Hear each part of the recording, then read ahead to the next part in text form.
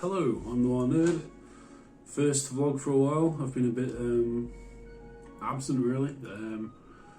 Not for a bad reason, I've just been very busy with programming, with work, so not had as much time to dedicate to the channel so much, but I'm going to start on a more regular posting schedule now, I think I'm ready. So yeah, basically the reason I've not been posting as much is I just finished the contract doing augmented reality development, which went very well actually. Working on 2 projects, one of which was my baby. It's right here actually. I won't show the source code, but I'll just have it in front of me. So pretty proud of that. Like, just looking at it on WebStorm now. It's called it's a project. I can say what it is really, so it's fine. It's Green in Green Street. You can visit it online.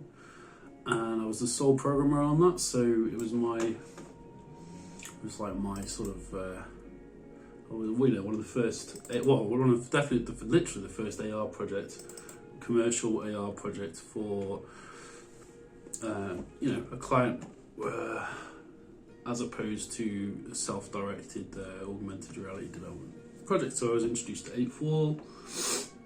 Obviously got a bit deeper into Free.js. It's a web-based augmented reality basically that I worked on.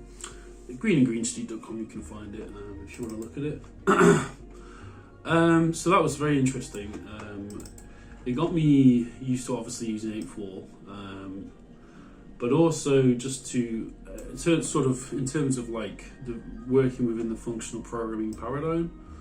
I got a lot more used to that, like sort of creating sort of my own reusable functions for functionality and sort of structuring the code that way anyway. But anyway, I'm not going to talk about that. I just thought I'd give an introduction to where I've been at, like sort of thing. So I hope I'm going to do more tutorials going forward, of course. I just need to cut a few ideas, of which I've got a few vague ideas, but if anyone has any ideas for something you'd like to see, obviously like I've seen a few suggestions about doing an orbit tutorial for Play Canvas, which I might do.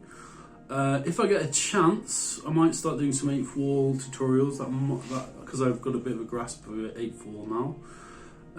So look for that in the future. The only thing is that with 8-Wall you have to sort of pay you have to actually pay for it monthly if you're using it, even if you're using it in any sense basically. So that depends obviously on finance, so I'm doing quite well in that respect at the minute. I suppose essentially what I wanted to talk about in this vlog, which is sort of nice easing back into the channel, I want to talk about types of programmer, which is obviously a well sort of, there's a lot of these different buzzwords for types of programmer, but I wanted to sort of approach it from a very practical level. I mean, basically analogizing it to sort of as a trade. So not necessarily as, I'm not going to use terms like a code ninja or a code pirate or whatever, like, or hacker or any of these terms. I'm going to use a sort of just my own like vocabulary and perception of like the different sort of types or modes of programmer, which I think as a programmer you go through these, you work through these different stages. I don't think you immediately end up at any of these stages straight away. And so I thought I'll do it level by level. So I think at first, and I'm going to use, some of these analogies might be stupid in some respects, but just bear with me. So I think at first, when you're starting out, you start off as a sort of it's like plumbing in a way. It's like compare it to a normal trade, and sort of using an engineering analogy, you sort of figure out how pipes are connected. So pipes in this case would be services or code, whatever you want to call it. So you might not be able to design an entire piping system, but you can figure out how individual pipes are connected. This is so yeah, I mean, it's a plumbing analogy basically. You need to work out just the bare minimum of like how basically like terminology, also just how different parts relate to other parts and essentially how to fix them. So sort of like a mechanic or a plumber analogy. And then I guess the next level, so in terms of like web dev, you're probably going to be learning about obviously the fundamentals of like markup languages, HTML, CSS, so how things look visually. You might touch on database development and design. You might look into something like PHP, though less so these days, and of course JavaScript, which is the main language driving the web really at the minute. So those are like essentially just learning about those bits and bobs is useful, I think. In terms of the next stage, where do you move on from there? Obviously becoming aware of design, as well as so this is more for front end, but that's sort of what I'm going with because I'm some front end developers, my experience. So you want to learn about how to mix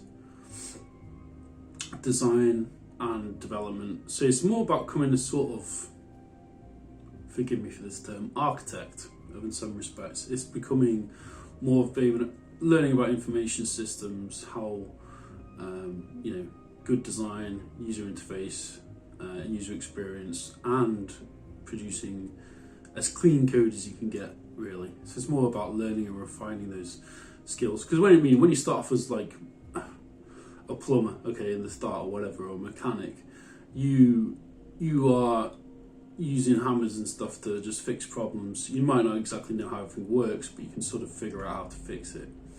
The second stage is learning how to build the system, the plumbing system. Learn how to do that. Learn how to sort of build a house in a respect. So you start off with the plumbing, a very specific part of the house, and then you can learn how to build a house after that. So what would the final stage be in this sort of weird analogy I'm making, I suppose?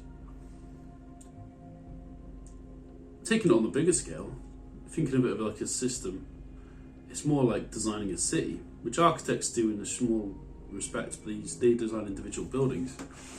I suppose the next stage up from that would be building an interconnected system, an interconnected city.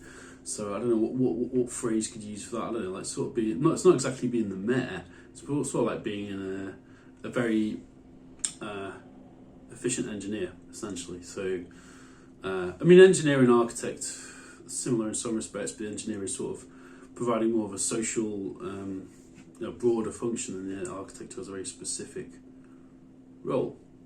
I guess what I'm saying is like aim to get to that level of engineering, because an engineer has an in-depth knowledge of it's sort of like mixing the sort of bang it till it works aspect of the mechanic with the sort of forward thinking, how do we use UI and how do we consider those UI and UX factors in designing as well, and then making it broader and more.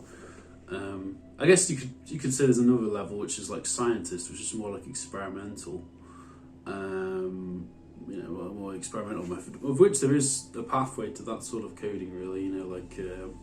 I guess machine learning and artificial intelligence and all that sort of thing. I guess the stage I'm at now actually is I'm sort of at that engineering stage, really. So I'm starting to, I've become fairly established as a programmer now, which is quite nice development, I'm honest. Like I know the JavaScript frameworks and then React pretty well. I've done quite a bit of work in AR, 3D browser, WebXR development. Obviously I have a background doing WordPress and stuff. I don't really do any of that anymore, to be honest. That served me alright during the freelance years, but it's not where I work in really anymore. I just still get offers for PHP roles sometimes. I'm like, I'm not a PHP developer, don't contact me, please. I'm a JavaScript developer, and that's where I've hedged my bets. Creative coding, that sort of thing. I'll sign off on this now in a minute. So this is my new office, by the way, so this is quite nice. I'm sort of settling in to having this space. I've got sort of a nice mix of art space and code space and everything in between. Like I'll That tissue's there for painting, nothing filthy, you filthy animals. So yeah, it's just like a little sketch pad and newspaper, and obviously it's good. It's good having a space like this. I'm going to be diving into some more work soon. I've got another contract coming up, but I'm going to try and be more regular on the posting. So I'll be doing tutorials, try and do some more vlogs like this where I'm just talking about the challenges, the realities, the joys of programming, really. So I hope that's been enjoyable. Like and subscribe if that sounds good to you, and yeah, have a good day, and namaste, i dobry din, so that's my terrible Russian, etc, etc, whatever else in French, I don't know, bon voyage, I don't know, that's sort of battle, I don't in other languages, so dobry wieczór, dobry dzień, poka poka, and goodbye.